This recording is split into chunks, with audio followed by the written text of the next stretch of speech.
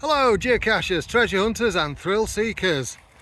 I'm out having a paddle with the boys and Mr. Ruffles there says there's a geocache in this area. So I've just had a quick look on the app and look, there is. Let's go have a quick look, see if we can find it.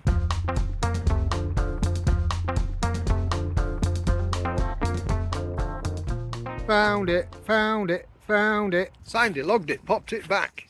Very short video this one. It was just happened to be quite spontaneous because I was out kayaking and Mr. Ruffles said there's a geocache in the area. Woohoo! So we were paddling underneath that bridge behind me. I'll show you in just a second, just put my phone away. That one. And Mr. Ruffles says, oh, there's a cache in the wall here. He just happened to stumble across it.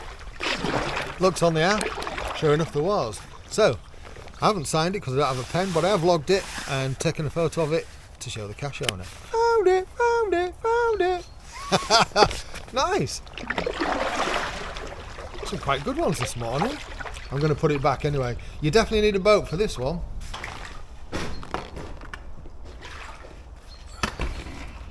See what I mean? Well, we've got back to where we launched, and guess what? There's a geocache nearby. I'm going to have a quick look. It's over here somewhere. Found it, found it, found it. Signed it, logged it, popped it back.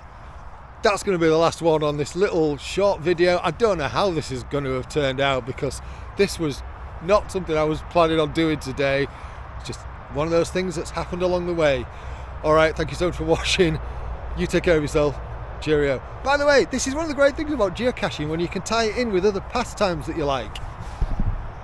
You know, like kayaking and camping and stuff. All right, cheerio.